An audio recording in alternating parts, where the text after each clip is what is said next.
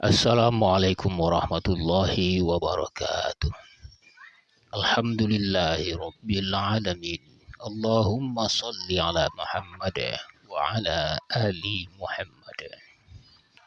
Saudara, dialog sufistik kita kali ini disarikan dari kitab Angka Maghrib fi Khatmil Awliya wa Syamsul Maghrib, karya Ibnu Arabi. Hanya saja kitab ini kita ambil dari terjemahan Gerald T. Elmore. Baik saudara, dialog ini kita beri judul Yang Senama dan Yang Buta Sebelah.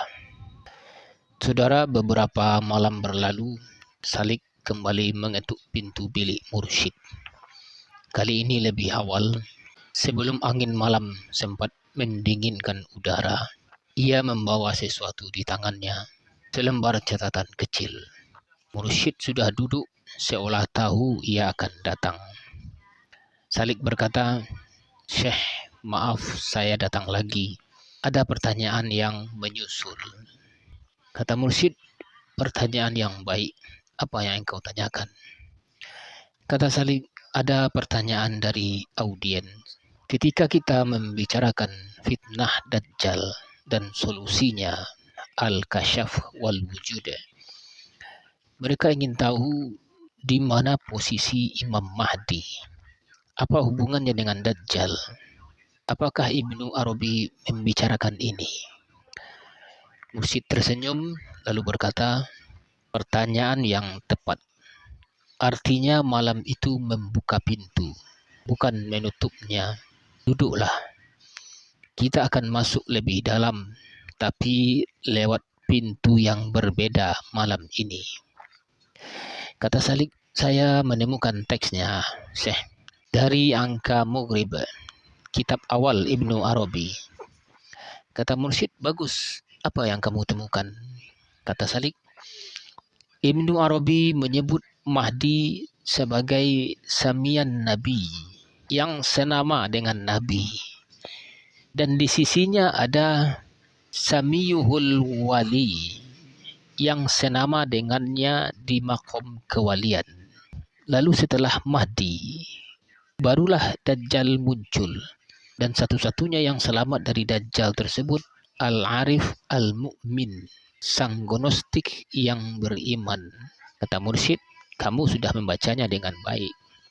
Sekarang biarkan saya mengajukan satu pertanyaan. Mengapa Mahdi harus datang terlebih dahulu sebelum Dajjal?" Salik berpikir, kemudian menjawab, "Mungkin karena Mahdi yang akan melawan Dajjal." Kata Mursyid, "Itu jawaban yang kamu baca dari luar. Coba masuk ke dalam kerangka Ibnu Arabi. Mahdi bukan sekedar pemimpin yang mengumpulkan pasukan. Ia adalah Samial Nabi, yang mewarisi makom Muhammadi secara penuh. Artinya ia adalah puncak dari apa yang dibangun oleh solawat selama berabad-abad." Salik matanya terbuka lebar lalu berkata, "Puncak solawat?" Kata Mursyid, "Ingat malam pertama kita. Solawat adalah sirkulasi rahmat dari hamba menuju Nabi kembali berlipat. Jika sirkulasi itu dilakukan oleh jutaan jiwa selama berabad-abad dalam kehadiran penuh, apa yang terbentuk?" Kata Salik, "Sebuah komunitas kasyaf, jiwa-jiwa yang makin dekat dengan makom Nabi." Kata Mursyid, "Dan dari jiwa-jiwa itulah lahir seorang yang mewarisi makom itu secara sempurna. Itulah Mahdi. Ia bukan muncul dari kekosongan. Ia adalah buah dari solawat umat yang sungguh-sungguh. Maka Mahdi harus datang dulu, karena ia adalah puncak dari proses qurb yang panjang. Barulah setelah itu Dajjal datang untuk menguji apakah qurb itu sungguh-sungguh." Kata Salik, "Jadi Mahdi membangun dan Dajjal menguji." Kata Mursyid, "Tepat.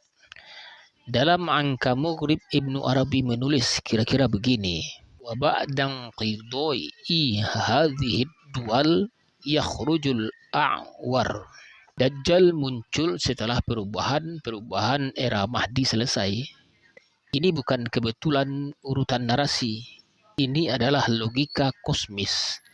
Ujian tidak datang sebelum ada sesuatu yang layak diuji.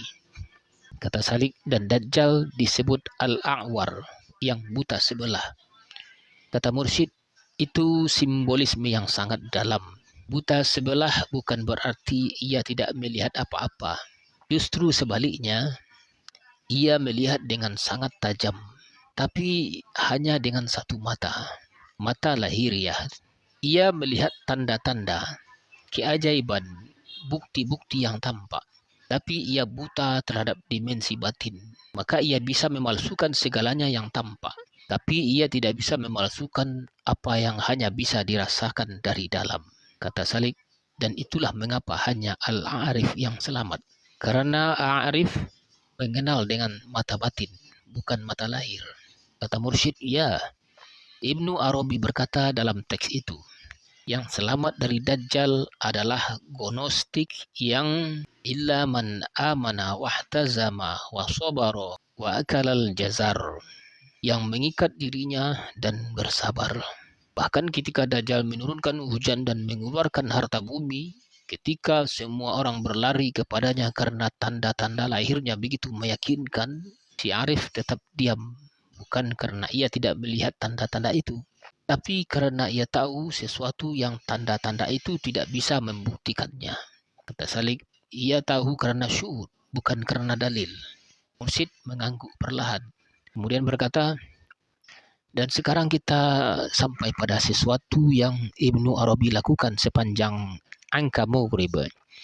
Sesuatu yang membedakannya dari pencerita eskatologi biasa. Perhatikan ini baik-baik. Setiap kali ia menyebut peristiwa lahiriah, ia selalu memberi takwil batiniah.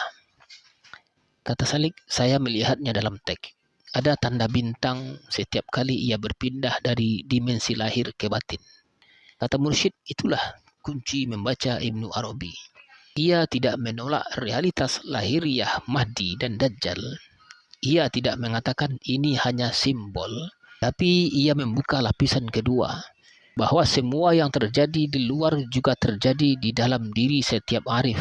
Penaklukan kota besar oleh Mahdi itu nyata, dan sekaligus setiap gnostik menaklukkan madain nafsi, kota-kota jiwanya sendiri.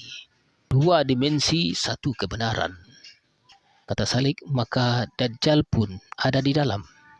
Mursyid diam sebentar, lalu berkata, sudah kita singgung malam pertama, ada dajjal-dajjal kecil yang mengelilingi setiap orang setiap hari. Tapi lebih dari itu, Al-A'war yang buta sebelah itu adalah gambaran dari kondisi jiwa yang hanya bisa melihat dengan mata lahir. Setiap kali kamu menilai sesuatu semata dari tanda luarnya, dari pembuktian rasionalnya, dari kehebohan sosialnya, di saat itu kamu sedang menggunakan mata Dajjal. Salik terdiam lalu berbisik, maka melawan Dajjal bukan menunggu akhir zaman. Ia adalah perjuangan setiap hari. Kata Mursyid, dan Mahdi pun bukan hanya yang akan datang kelak. Dalam diri setiap arif yang makomnya matang, ada sesuatu yang sami'un nabi, yang senama dan sejiwa dengan warisan Muhammadi. Ia yang menaklukkan jiwa dengan takbir dan tahlil, bukan dengan pedang semata. Ia yang di sisinya selalu ada samiyuhul wali, dimensi kewalian yang menjadi penopangnya. Kata Salik, Syekh, lalu bagaimana dengan Nabi Isa? Dalam teks disebutkan Isa yang mengakhiri Dajjal, bukan Mahdi. Kata Mursyid, pertanyaan yang bagus. Perhatikan pembagian tugasnya dalam angka Maghrib. Mahdi membangun era walayah. Ia menegakkan fondasi spiritual. Dajjal datang menguji. Dan Isa, ruh Allah, yang memutuskan dengan tombak di pintu Lidda atau Babuluddin. Mengapa Isa? Kata Salik, saya tidak tahu, Syekh. Kata Mursyid, karena Isa dalam kerangka Ibnu Arabi adalah jiwa yang paling murni dari semua kotoran epistemik. Ia tidak pernah mati oleh dunia. Ia diangkat sebelum sempat dikuasai tipuan lahiriah. Maka ia kembali dengan mata yang tidak pernah terlatih melihat dengan cara Dajjal melihat. Ia mengakhiri Dajjal bukan dengan argumen, dengan kehadiran. Tombak itu bukan sekedar senjata fisik. Ia adalah pertemuan antara realitas murni dan kepalsuan yang paling canggih. Dan kepalsuan itu harus runtuh, kata Salik. Dan setelah Dajjal, kata Mursyid, Ibnu Arabi menulis kira-kira wa tuhya syari'atul Muhammadiyah wa tadhharul haqiqatul ahadiyah. Syariat Muhammadi dihidupkan kembali dan hakikat ahadiyah dimanifestasikan bersama-sama. Itu pun khas Ibnu Arabi. Syariat dan hakikat bukan dua hal yang bertentangan. Syariat adalah kulit yang melindungi hakikat. Ketika Dajjal disingkirkan, kulit dan isi itu bisa bersatu kembali secara sempurna. Salik merenung panjang kemudian berkata, Syekh, saya ingin merangkum apa yang saya pahami malam ini. Tolong koreksi jika saya salah. Mahdi adalah puncak dari proses sholawat umat yang sungguh-sungguh. Buah dari qurb yang panjang. Ia membangun era kasyaf dan walayah. Dajjal datang setelahnya untuk menguji apakah kasyaf itu nyata atau sekedar kulit. Satu-satunya yang selamat adalah arif yang matang, yang mengenal dengan mata batin, bukan mata lahir. Kemudian Isa mengakhiri Dajjal dengan kehadiran murni. Dan setelah itu syariat dan hakikat bersatu. Dua dimensi sekaligus. Ini terjadi di luar dalam sejarah dan terjadi di dalam jiwa setiap arif.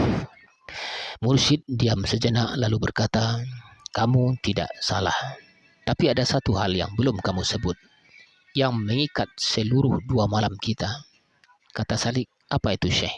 Kata Mursyid, malam pertama kita berakhir dengan kalimat, sholawat membangun rumah, isti'adzah menjaga pintunya. Malam ini kita tahu siapa yang tinggal di rumah itu. Al-Arif Al-Mu'min, yang tidak bisa digoyahkan oleh Dajjal. Dan kita tahu dari mana ia datang. Dari sholawat yang sungguh-sungguh, dari qurba yang dibangun setetes demi setetes, 5 waktu demi 5 waktu. Mahdi adalah manifestasi puncak dari semua itu dalam sejarah, dan Arif adalah manifestasi pribadinya dalam jiwa. Kata Salik, jadi setiap kali kita bersolawat dengan sungguh-sungguh, kata Mursyid, kita sedang membangun sesuatu yang pada akhirnya tidak bisa dirobohkan oleh Dajjal manapun. Baik yang besar di akhir zaman maupun yang kecil yang datang setiap hari berupa keraguan, pembuktian semu, dan tanda-tanda yang menipu. Solawat bukan ritual penutup solat, ia adalah latihan mata batin. Dan isti'adzah adalah permohonan agar mata itu tidak pernah menutup. Suasana hening di luar langit mulai memunculkan bintang-bintang yang paling awal. Salik memandangi catatannya, lalu meletakkannya, kemudian berkata, Syekh, saya rasa catatan ini tidak lagi diperlukan. Mursyid tersenyum, mengapa? Karena yang perlu dicatat bukan kata-katanya, yang perlu dicatat adalah di sini. Salik menunjuk dadanya. Mursyid mengangguk, menutup mata, lalu berkata, sekarang kamu mulai mengerti cara membaca Ibnu Arabi. Mursyid kembali dalam diamnya. Salik bangkit perlahan, memberi salam dan pergi, membawa sesuatu yang tidak ada dalam catatannya. Demikian saudara dialog kali ini, semoga bermanfaat. Wallahu a'lam bissawab. Assalamualaikum warahmatullahi wabarakatuh.